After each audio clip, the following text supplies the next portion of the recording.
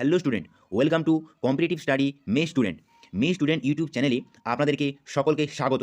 আমরা আজকে আপকামিং সমস্ত ধরনের কম্পিটিটিভ পরীক্ষার জন্য কয়েকটি গুরুত্বপূর্ণ প্রশ্ন ও উত্তর নিয়ে আলোচনা করব। আজকের ক্লাসটি শুরু করা যাক।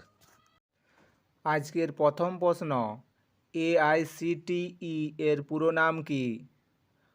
All India council for technical education, all India centre for technical education, all India centre for training education. কোনোটিই নয়। সঠিক উত্তরটি হলো all India council for technical education. এছাড়াও তোমরা মনে রাখবে, all India council for technical education হলো একটি সংবিধিবদ্ধ সংস্থা এবং উচ্চশিক্ষা বিভাগের অধীনে কারিগরি শিক্ষার জন্য একটি জাতীয় স্তরের কাউন্সিল। 2 নম্বর প্রশ্ন, শিশু কোন লেখকের রচনা? অরুন্ধতী রায়, আশাপূর্ণা দেবী, অবনীন্দ্রনাথ ঠাকুর, রবীন্দ্রনাথ ঠাকুর। সঠিক উত্তরটি হল রবীন্দ্রনাথ ঠাকুর। 3 নম্বর প্রশ্ন, সুভাষচন্দ্র বসু কত সালে জন্মগ্রহণ করেন?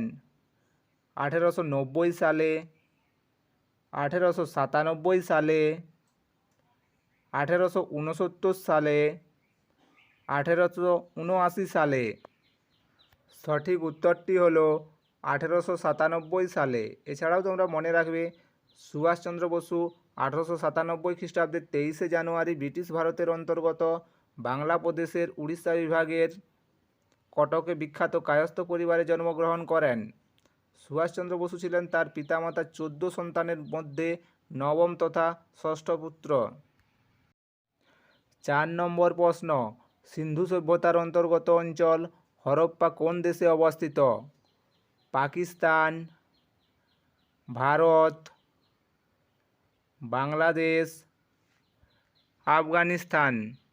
সঠিক উত্তরটি হলো পাকিস্তান। এছাড়াও তোমরা মনে রাখবে, বর্তমান পাকিস্তান রাষ্ট্রের প্রায় সম্পূর্ণ অংশ ভারতীয় প্রজাতন্ত্রের পশ্চিম দিকের রাজ্যগুলি, দক্ষিণ পূর্ব আফগানিস্তান এবং বালুচিস্তান প্রদেশের পূর্ব অংশ এই সভ্যতার অন্তর্গত।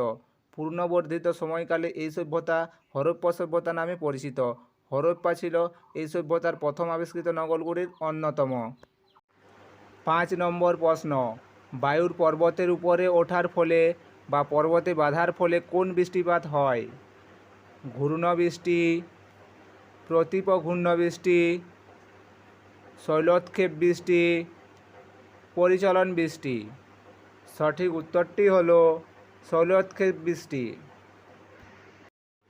6 নম্বর প্রশ্ন, নিরক্ষরেখা, কর্কটক্রান্তি রেখা এবং মকরক্রান্তি রেখা কোন মহাদেশের উপর দিয়ে গেছে? দক্ষিণ আমেরিকা, আফ্রিকা, উত্তর আমেরিকা, অস্ট্রেলিয়া। সঠিক উত্তরটি হলো আফ্রিকা। 7 নম্বর প্রশ্ন, নিম্নলিখিতের মধ্যে কোনটি বিচার ব্যবস্থাকে ভারতীয় সংবিধানের তত্ত্বাবধায়কের মর্যাদা প্রদান করেছে? বিচার বিভাগীয় পর্যালোচনা, বেতন, কার্যাবলীর শর্ত, স্বাধীনতা। সঠিক উত্তরটি হলো বিচার বিভাগীয় পর্যালোচনা। 8 নম্বর প্রশ্ন, মাথাপিছু আয়ের নিরিখে কোন রাজ্য প্রথম স্থান অধিকার করে? গুজরাট, কেরল, গোয়া, মহারাষ্ট্র। সঠিক উত্তরটি হলো গোয়া। এছাড়াও তোমরা মনে রাখবে, ভারতের রাজ্য এবং কেন্দ্রশাসিত অঞ্চলগুলির মধ্যে গোয়ার মাথাপিছু আয় হলো সর্বোচ্চ। রাজধানী দিল্লি হলো ভারতের দ্বিতীয় ধনী অর্থনীতি। উত্তর পূর্ব রাজ্য সিকিম তৃতীয় স্থানে রয়েছে, তারপরে চণ্ডীগড় এবং হরিয়ানা আছে। 9 নম্বর প্রশ্ন, ক্ষমতার একক কোনটি? Watt per second, watt, joule, kilojoule. সঠিক উত্তরটি হলো ওয়াট। 10 নম্বর প্রশ্ন, ভিনিগারে কোন অ্যাসিড থাকে? Nitric acid, sulphuric acid, formic acid, acetic acid. সঠিক উত্তরটি হলো অ্যাসিটিক অ্যাসিড। এছাড়াও তোমরা মনে রাখবে ভিনিগার অ্যাসিটিক অ্যাসিডের 6 থেকে 10% জলের মিশ্রণে তৈরি। চিনি বা ইথানলকে গাজন প্রক্রিয়ার মাধ্যমে অ্যাসিটিক অ্যাসিডে পরিণত করা হয়। এটি সাধারণত রান্নাকর্মে ব্যবহৃত হয়।